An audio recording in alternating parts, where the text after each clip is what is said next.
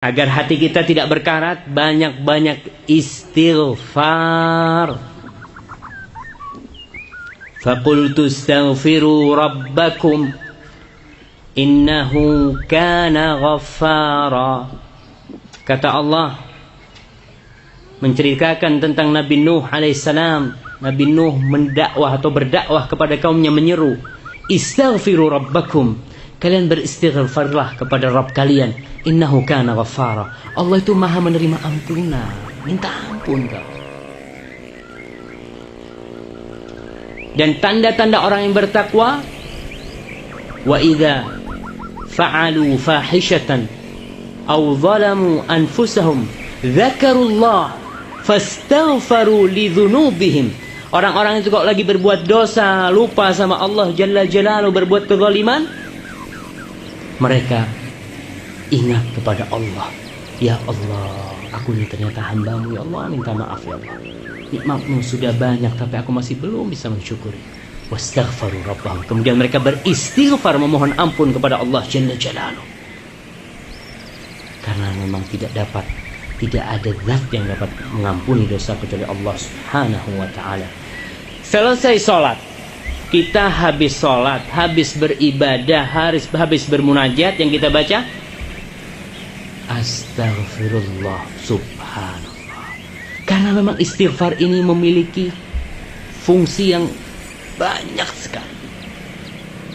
Nanti kita akan kaji atau bisa dibaca di buku-buku lain bagaimana faedah-faedah istighfar ini. Rasulullah SAW bersabda khusus tentang istighfar, innal mu'min idza adznaba kanat nuqtatun sauda fi qalbihi fa in taba wa naza wastaghfar suqila qalbuhu. Seorang mukmin bila berbuat dosa maka akan ada noktah hitam di hatinya. Kalau dia bertobat, dia meninggalkan dan beristighfar, suqila qalbuh, karat di hatinya itu akan dibersihkan. Itu yang kedua. Yang ketiga, Iqra'il Qur'an. Baca itu Al-Quran. Al-Quran ini diturunkan bukan cuma buat cari berkah. Memang Al-Quran penuh dengan berkah, tapi bukan hanya untuk cari berkah Al-Quran dibaca. Allah Jalla Jalaluhu, kita lihat di dalam Al-Quran ternyata banyak mengandung hal-hal yang bermanfaat buat hidup kita di dunia dan di akhirat. Allah mengatakan, ya ayuhan nas qad ja'atkum mau'izatum mir rabbikum.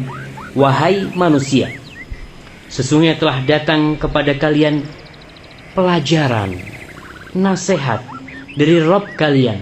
Itu yang pertama, Al-Quran. Wa shifa'un lima fis sudur.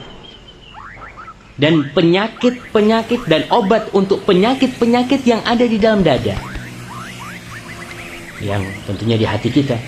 Warahmatun lil mu'minin. Dan rahmat Al-Quran itu buat orang beriman.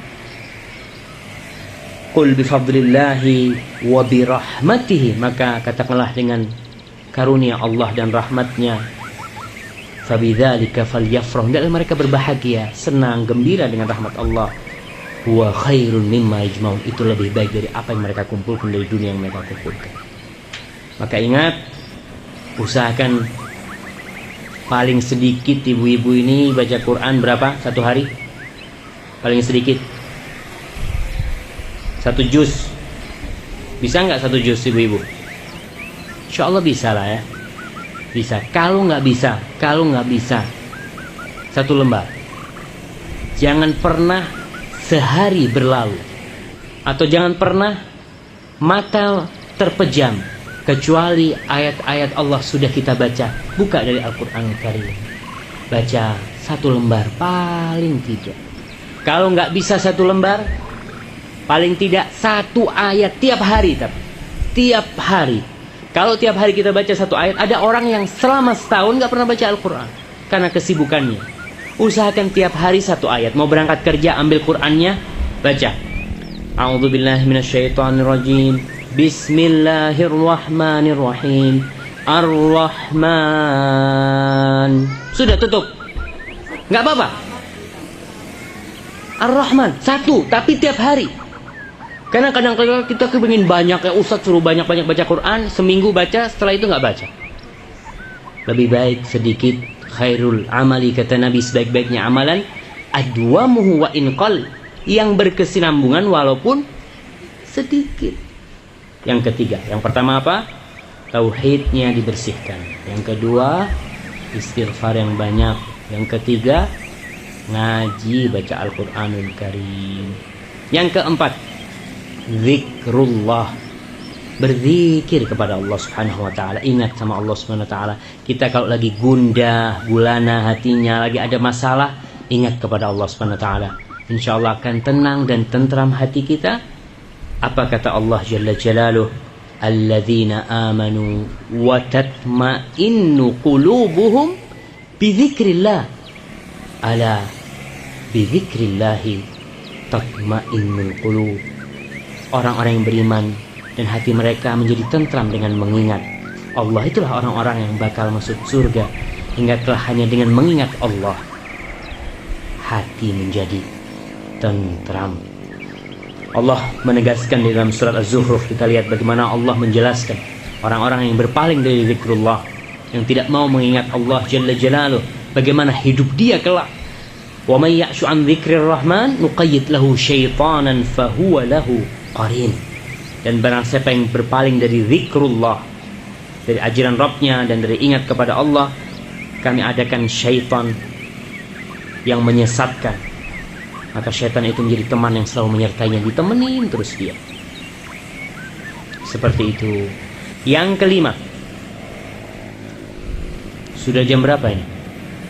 Masih ada waktunya? Alhamdulillah. Alhamdulillah, tinggal setengah jam lagi. Yang kelima. Ini penting ibu-ibu, supaya hatinya nggak berkarat ya, karena penyakit-penyakit hati itu banyak ya, yang hasad, yang kibir. Yang kelima, supaya hati kita tidak berkarat, berbahagialah dengan kebahagiaan saudaramu. Temennya baru beli mobil baru, alhamdulillah, bisa numpang aku nanti. Iya, jangan beli mobil baru kita nggak bisa tidur 2 malam. Ya karena hati kita nggak tertata. Hati kita sedang berkarat, hasad. Kok bisa dia beli ya? Kali korupsi dia itu. Subhanallah, apa urusannya dia mau korupsi? Dia apa? Kita berbicara itu kadang-kadang karena hati kita nggak bersih ya. Maka ingat, berbahagialah dengan berbahagia orang lain ya. Anaknya lulus, alhamdulillah. Anaknya sukses, alhamdulillah. Kita kalau menata hati kita, mendidik hati kita sehingga kita bisa berbahagia dengan kebahagiaan orang lain, kita akan mendapatkan kebahagiaan tanpa batas, unlimited. Kita akan terus bahagia. Anak kita sudah habis, semuanya sudah lulus. Lihat anaknya tetangga lulus, alhamdulillah. Anaknya tetangga satu jadi dokter, alhamdulillah. Terus kita akan berbahagia karena kita menjadikan hati kita penuh dengan kebahagiaan.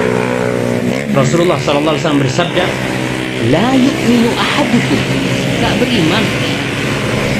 Kata Rasul, seseorang siapa itu yang nggak beriman? Hatta yuhibba li akhihi ma yuhibbu li nafsihi, sehingga dia cinta untuk saudaranya apa yang dia cintai untuk dirinya sendiri. Jangan lihat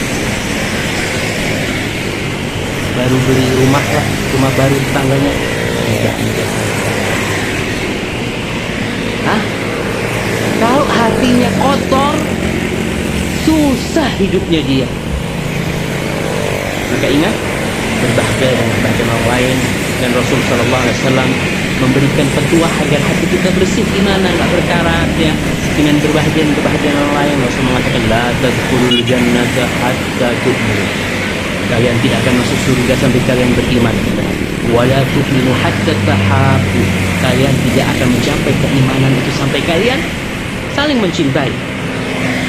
Awala adullukum ala syai'in idza fa'altumuhu tahabbtum. Mau enggak kalian aku tunjukkan ke satu amalan yang kalau kalian amalkan maka saling mencintai. Apa itu? Sebarkan salam, afsyus salam bainakum. Itu yang ke-5. Yang ke-6,